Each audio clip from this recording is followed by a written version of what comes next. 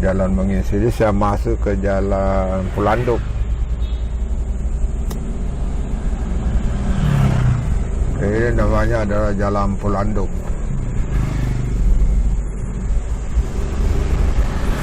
Ini masuk ke Jalan Pulanduk.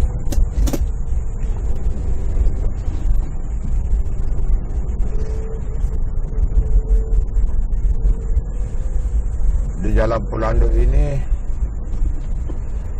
ada juga masjid yang namanya, belum saya baca, tidak kelihatan. Ini kelihatan nama masjidnya.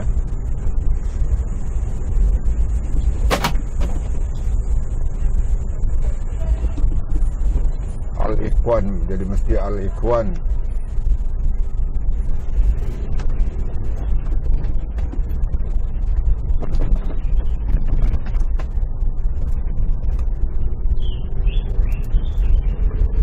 Jalan Pulanduk ini adalah,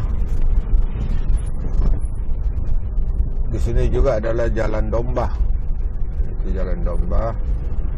Ini masih Jalan Pulanduk.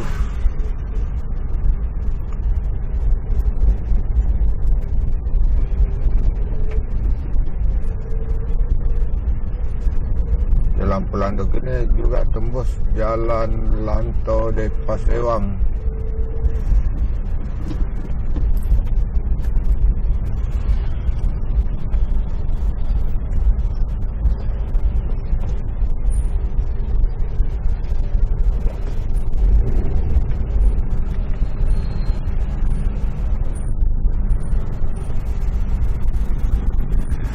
Di sini termasuk Kelurahan Maricaya.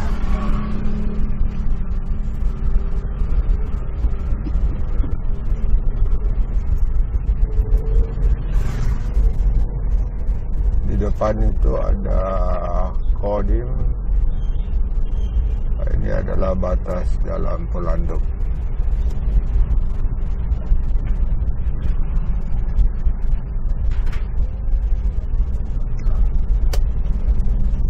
Masuk ke sebelah kanan.